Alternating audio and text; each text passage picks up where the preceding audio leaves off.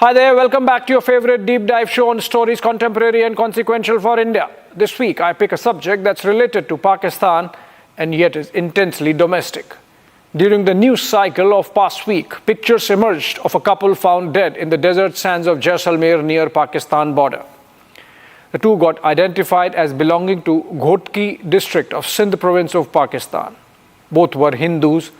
Both would have illegally jumped the border but lost their way, and the desert heat killed them. A week before that, an equally disquieting story emerged of 5 kids of a Hindu family running away from home and converting to Islam, again in Sindh. What's happening with the Hindus of Sindh is our focus. Second, a quick lowdown on the India-US trade deal or some aspects of it, whether it's happening or not. And finally, a warning shot from China. The dragon is breathing fire on our food security. We will understand how. Let's get going.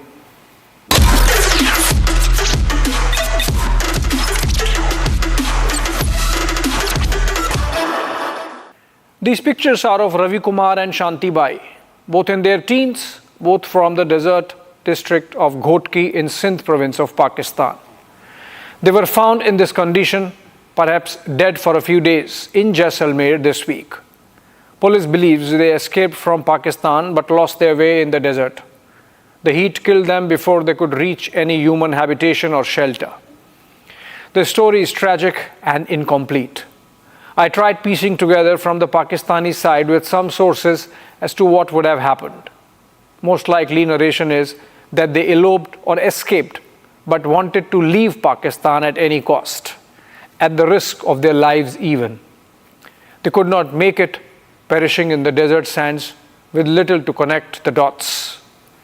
In the tragedy of Ravi Kumar and Shanti Bai is a glimpse of the Hindus of Sindh, a microscopic minority in Pakistan that faces daily existential threat from a radical society that cannot tolerate even this small number of Hindus in their midst. Also this week, another Hindu family faced the suffocating ambush of extremism in Sindh. हमने अपनी रजा और खुशी के साथ इस्लाम कबूल किया है। मैं भाई बिनते भगवान दास अपनी रजा खुशी से इस्लाम कबूल करती हूँ। मैं विकास कुमार बिना किसी जबरदस्ती के इस्लाम कबूल करता हूँ। आज अपनी रजा खुशी और होशो आवाज और बगैर किसी जबरदस्ती के इस्लाम कबूल कर लिया है। मैं निशीना भाई अपनी रजा खुशी से इस्लाम कबूल किया है। These 5 youngsters, 3 of them minors, are heard claiming on camera that they converted to Islam on their own free will. While making the declaration, they can be clearly seen to be reading from a script, like their eyes can be followed as they move to read from a piece of paper held in front of them. These are 5 children, Disha, Diya, Jisha, Vikas and Ganesh, of the Bhagwandas family of Shahdatpur in Sindh province of Pakistan, and they were reported missing a fortnight back, only to appear mysteriously with police, but disowning their families, disowning their religion, professing to have converted to Islam on their own free will. Listen to them once again. मेरा नाम जिया है।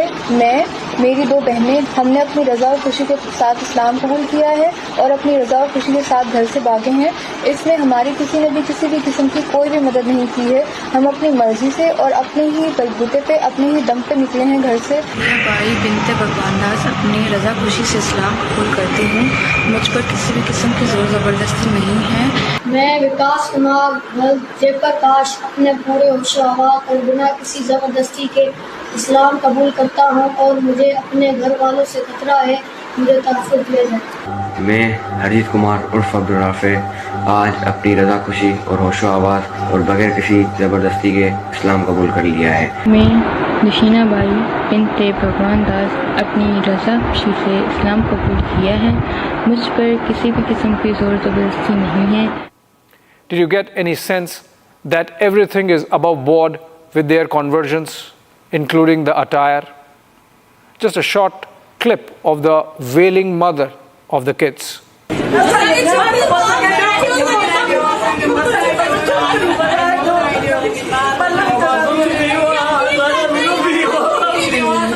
And then a press conference addressed by the family members. The Sindh Human Rights Commission has taken suo motu cognizance, but it might end there. An average of 300 forced conversions get reported per annum in Pakistan. And that must be a very conservative number. Anything between 1,200 to 5,000 of the remaining Hindus leave Pakistan every year, most of them coming to India. A survey by the Digital Rights Foundation on minorities in Pakistan found words like wajib ul qatl, which means worthy of killing, fitna, or cause of discord, and male ganimat, war booty or sex slave, frequently used for Hindus, Sikhs, and Christians in Pakistan. There are organized syndicates called blasphemy business groups run by lawyers. These are criminal gangs luring unsuspecting people, mostly minorities, and then blackmailing them for any innocuous comments they might have made. Either pay up or convert, or else sartan se juda threat. Zohran Mamdani, the likely new mayor of New York, recently got away with a blatant lie that there were no more Gujarati Muslims left. Gujarati Muslims are not only thriving, but happen to be one of the more affluent segments of the Muslim community as a whole in India. Whatever I could scan of Mamdani's public positions, I found none, like not one expressing his mind on the Hindus of Sindh. The Human Rights Commission of Pakistan came out with a report recently terming the judicial process as tilted against the Hindus with little chance of justice. Districts like Ghotki, Umarkot, and Tharparkar in Sindh were described as Hindu abduction hubs, with most victims being underage girls, abducted, converted, and forced into marriages with Muslim men. It's an organized crime with complete state support. The courts joined the extremists by not allowing the abducted girls to return to their families, putting them in detention camps instead. The story of cleric Mia Mittu, whose seminary Dargah Barchundi Sharif in Ghotki is used as a one-stop shop to convert and marry off Hindu girls, has attained international notoriety. Most Hindu girls are not sent to schools for fear of abduction by their families. The story of the Hindus of Sindh was foretold by Pakistan's first law minister, a Bengali Hindu by the name of Jogendranath Mandal. He was also a Dalit and presaged the Jai Bhim, Jai Meem slogans of today's pan-Islamists of Indian politics. Like now, so then, Mandal felt he was cheated, quit as minister, and returned to India to redeem himself. His resignation letter to Pakistan's Prime Minister Liaquat Ali Khan is instructive of how Pakistan would treat its Hindus. I must say that this policy of driving out Hindus from Pakistan has succeeded completely in West Pakistan and is nearing completion in East Pakistan too, he wrote. The future of Hindus in East Bengal is completely dark and dismal. Leaving aside the question of East Pakistan, let me now refer to West Pakistan, especially Sindh. A large number of them were converted to Islam. Only 4 out of a dozen scheduled caste girls abducted by Muslims have yet to be recovered. The names of those girls and the names of their abductors were supplied to the government.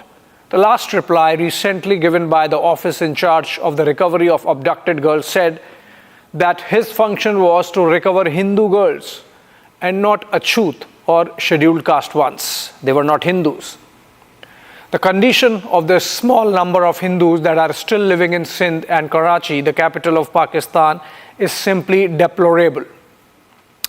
After an anxious and prolonged struggle, I have come to the conclusion that Pakistan is no place for Hindus to live and that their future is darkened by the ominous shadow of conversion or liquidation. Those Hindus who will continue to stay accursed in Pakistan will, I am afraid, in gradual stages and in a planned manner, be either converted to Islam or completely exterminated. I did some extensive reading from Mandal's letter because it is instructive. The conversions are never of free will. Either there is inducement or there is threat to life. They began in 1947 when the Hindu population of present-day Pakistan was about 8%. They continue when the population of the Hindu community has dwindled to just about 2%. It has been a systematic cleansing of the Hindus in Sindh, the ideology epitomized by Asim Munir's April 16 speech. Pakistan की कहानी अपने बच्चों को जो है आपने जरूर सुनानी है ताकि वो पाकिस्तान की कहानी ना भूलें. Well, our forefathers they thought that we are different from the Hindus in every possible aspect of life. Our religion is different, our customs are different, our traditions are different, our thoughts are different, our ambitions are different. That was the foundation of the two-nation theory that was laid there. That we are two nations, we are not one nation. Attacking and killing Hindus to physically annul their symbols and their person has been Pakistan's single-minded project since its inception. Pahalgam is not the first terror attack targeting Hindus. Almost all the terror attacks in the last 5 decades and more were aimed at Hindu reprisal. From the 1993 Mumbai bombings to the 2008 Mumbai terror attack and a dozen other terrorism incidents in between. The whole idea behind the ISI project of Indian Mujahideen, for example, was to target Hindus from Ahmedabad to Bengaluru, from Hyderabad to Varanasi. It is an organized hate. It is deep-seated ideological construct. Jinnah getting Pakistan without disturbing the crease of his pants, as he once famously claimed, was just a beginning. The 8% Hindus in 1947 or 2% now never constituted a threat. And yet, Ravi Kumar and Shanti Bai have to escape. Disha, Josha and Diya have to convert to just survive. Mamdani believes his being a minority adds value to New York, even as minority status in Pakistan comes with a death warrant. Moving on for now.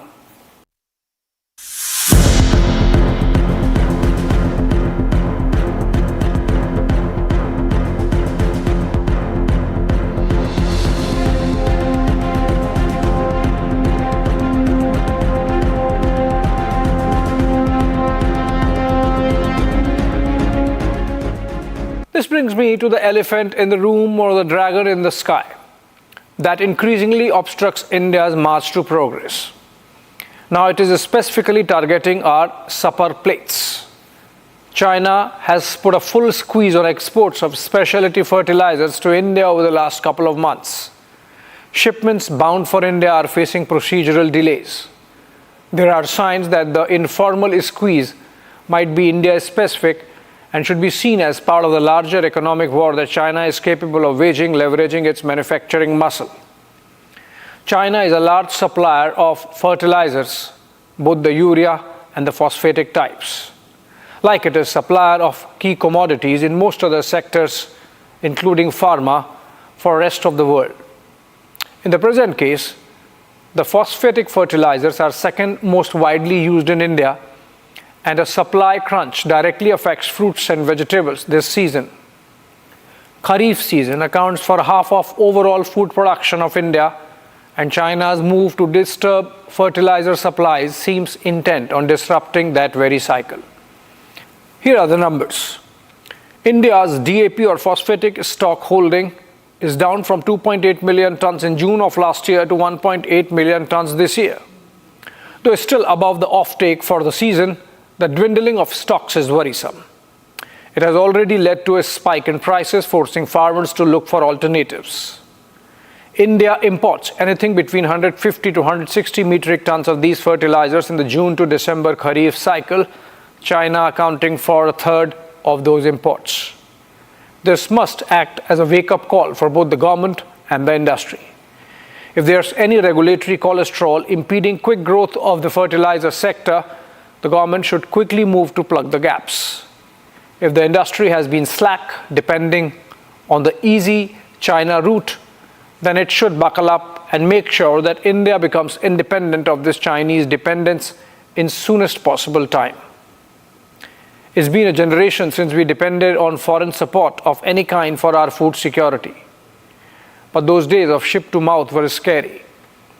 China's recent actions are not confined to fertilizers alone. Only last week, we profiled Chinese moves on rare earth minerals, directly affecting global automotive industry supply chains, among others. In this global game of geopolitical disruption using trade, China, for the time being, controls levers that it can use to manipulate bilateral trade relationships.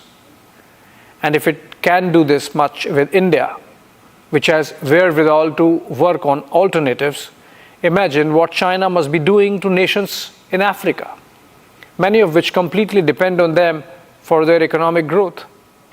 There's a lesson which we have oft repeated on this platform, that China needs to be tackled collectively. Individually, trade deals with China would be, by default, disadvantageous to rest. The overcapacities, once created, have sustenance power that can last decades and more.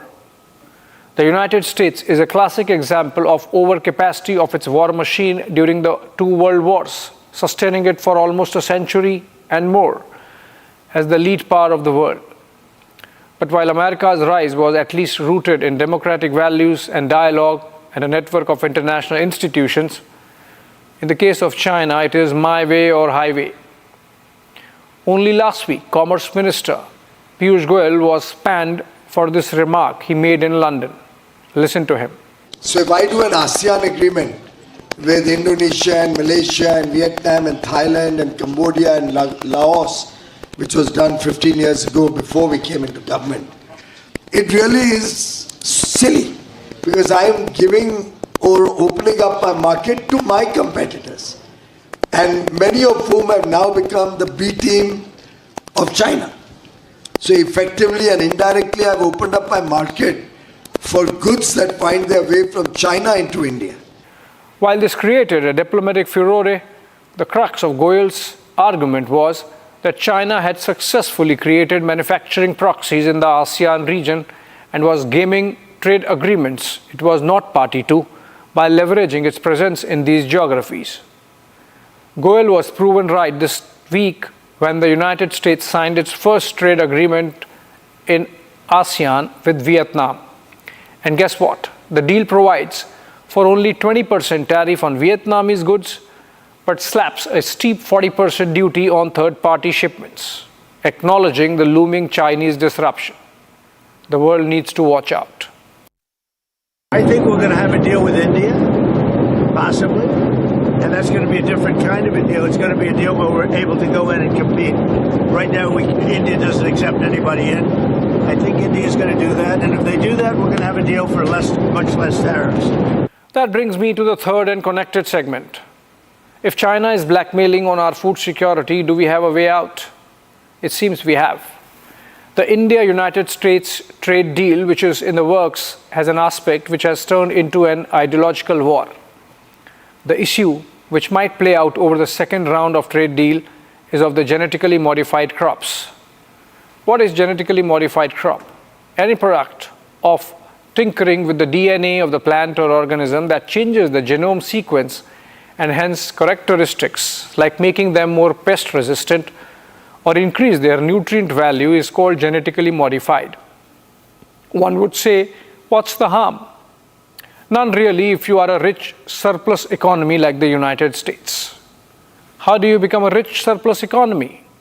By using the same modern technology, which for now is an impediment. I personally do not see any harm in transiting to a GM crops ecosystem in a controlled, graded fashion in India. Look at the numbers. In the case of soybeans, against the yield of just 1 ton per hectare in India, it is 4.2 tons per hectare in the United States. Similarly, in the case of maize, against India's low productivity of 3 to 4 metric tons, it is 11 metric tons in the case of United States.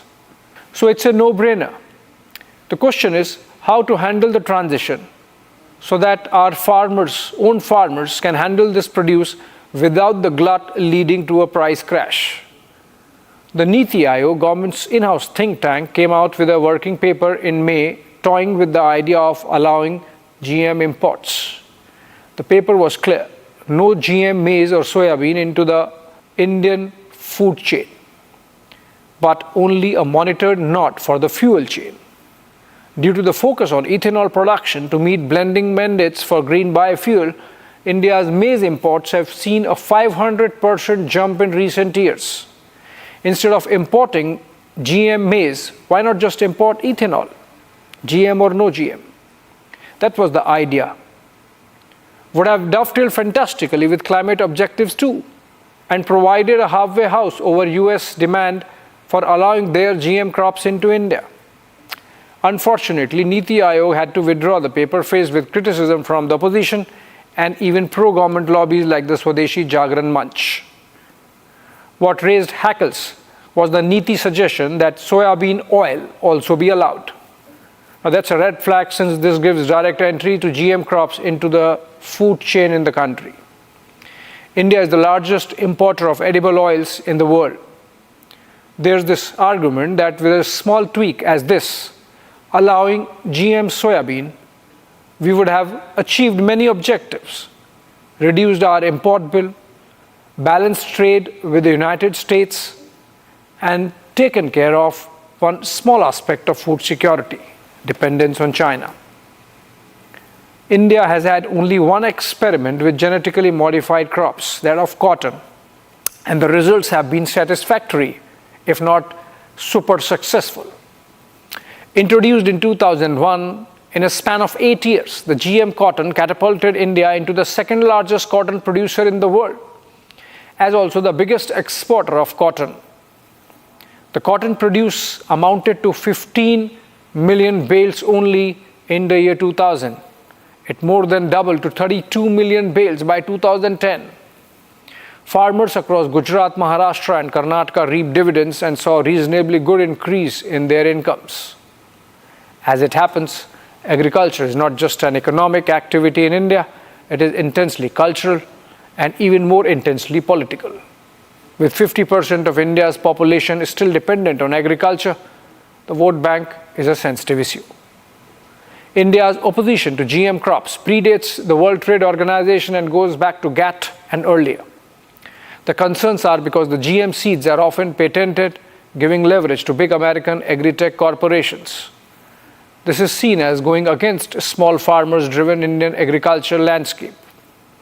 Also, GM seeds are non-reusable.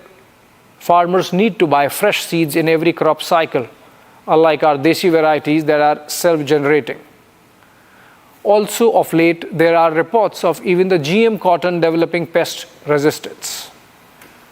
But that does not mean we have to throw the baby out with the bathwater. The government needs to make a concerted attempt to move cautiously in the direction of GM crops backed with intense research. A fail-safe product with guardrails would go a long way in boosting India's food security, lifting us out of the orbit of American pressures or Chinese blackmail. That would be a reasonably good spin-off. Thanks for watching.